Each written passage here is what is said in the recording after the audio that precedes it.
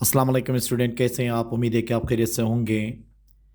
हम रोज़मर्रा ज़िंदगी में उर्दू ज़बान में ऐसे जुमले इस्तेमाल करते हैं जैसे कि आपको ये सवाल एक बार फिर से हल करना होगा, उसे एक बार फिर से सोचना होगा, बहुत हो गया अब मुझे अंग्रेज़ी सीखना चाहिए, बहुत हो गया अब अपना मुंह बंद रखो। अब इन जुमलों के अंदर देखें, इसमें एक बार फिर से का टर्म इस्तेमाल हुआ है और एक टर्म बहुत हो गया है का इस्तेमाल हुआ है। जब ऐसे जुमले हम इंग्लिश में ट्रांसलेट कर रहे होते हैं तो वो कौन से स्ट्रक्चर हम इस्तेमाल करते हैं वो आज इस लेक्चर में तफसीलन डिस्कस कर लेंगे। वो तमाम व्यूअर्स जिन्होंने अभी तक चैनल सब्सक्राइब नहीं किया है, आप चैनल सब्सक्राइब करके बेल का आइकन दबा लें ताकि हर न्यू लेक्चर का नोटिफिकेशन आपको आसानी से मिल सके। तो आइए वन बाय वन इनको हम मुख्तलिफ एग्जाम्पल्स के ज़रिए समझने की कोशिश कर लेते हैं।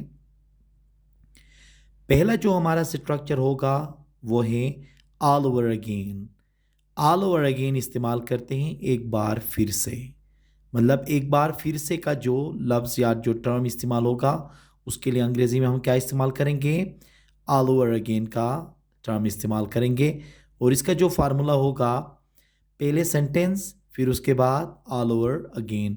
अब यहाँ पे देखें, जब सेंटेंस हम कहते हैं तो यहाँ पे वो सेंटेंस किसी भी टेंस से ताल्लुक़ रख सकता है।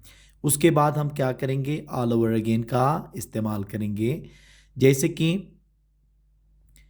आपको ये सवाल एक बार फिर से हल करना होगा, आपको ये सवाल एक बार फिर से हल करना होगा, तो क्या होगा देखें, you will have to solve this question all over again. You will have to solve this question all over again. उसे एक बार फिर सोचना पड़ेगा, उसे एक बार फिर सोचना पड़ेगा। He will have to think all over again. He will have to think all over again. मुझे एक बार फिर से यहाँ आना पड़ेगा, मुझे एक बार फिर से यहाँ आना पड़ेगा। I will have to come here all over again. I will have to come here all over again. मैं उससे एक बार फिर से बात करूँगा, मैं उससे एक बार फिर से बात करूँगा। I will talk to him all over again. I will talk to him all over again. क्या आप यहाँ एक बार फिर से मकान बना रहे हो? क्या आप यहाँ एक बार फिर से मकान बना रहे हो? Are you constructing a house here all over again? Are you constructing a house here all over again? तो एक बार फिर से कहने के लिए हम क्या इस्तेमाल करेंगे? ऑल ओवर अगेन का इस्तेमाल करेंगे। ठीक है, ऑल ओवर अगेन आप शुरू में भी इस्तेमाल कर सकते हो, ठीक है, इसको हम लास्ट में भी इस्तेमाल कर सकते हैं सेंटेंस के। दूसरा स्ट्रक्चर है हमारे पास इट्स इनफ। इट्स इनफ का इस्तेमाल होता है बहुत हो गया। देखिए ना, जब कोई बंदा बहुत ज़्यादा बातें करता है तो उसको भी कहते हैं बस बहुत हो गया, चुप करो। या हालात बहुत नासाजगार होते हैं तो उसमें भी कहते हो बस बहुत हो गया, अब हमें मेहनत करना चाहिए। या कोई बंदा बहुत ज़्यादा सुस्त होता है तो उसको भी हम ये कहते हैं अब बहुत हो गया, अब आपको घर से निकल के मेहनत करना चाहिए। तो ये बहुत हो गया का जो टर्म इस्तेमाल होता है उसके लिए हम इंग्लिश में इट्स इनफ का इस्तेमाल कर लेते हैं। जैसे कि हम पहले क्या कहेंगे? इट्स इनफ कहेंगे, फिर उसके बाद सेंटेंस का इस्तेमाल कर लेंगे।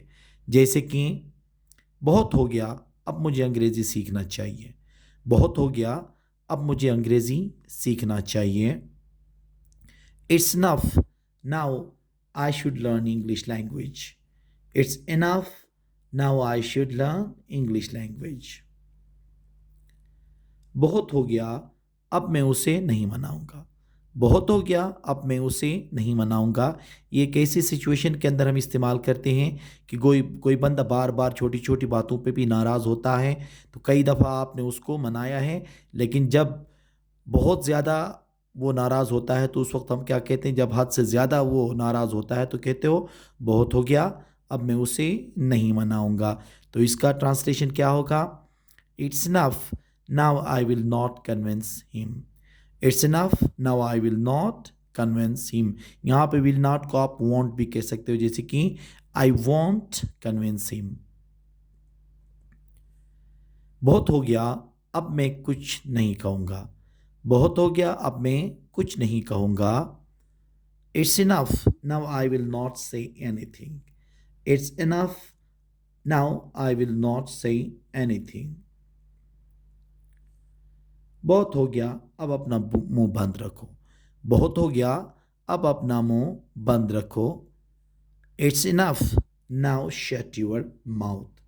It's enough, now shut your mouth. तो बहुत हो गया कहने के लिए हम क्या इस्तेमाल करेंगे? इट्स इनफ का इस्तेमाल कर लेंगे, ठीक है। तो ये स्ट्रक्चर डेली लाइफ में बहुत ज़्यादा इस्तेमाल होते हैं। जब हम इनको इंग्लिश में ट्रांसलेट करना होता है हमें, तो फिर हमें इन दोनों स्ट्रक्चर्स के ज़रिए आसानी से इस जुमलों को हम इंग्लिश में बोल सकते हैं। तो आप इसकी प्रैक्टिस करें, मुख्तलिफ जुमले बनाएं, डेली लाइफ में इसको इस्तेमाल करें, इंग्लिश कन्वर्सेशन में बार बार इसको इस्तेमाल करें ताकि इंग्लिश लैंग्वेज अच्छी हो। उम्मीद है कि आज का ये लेक्चर आपको पसंद आया होगा। Thank you very much.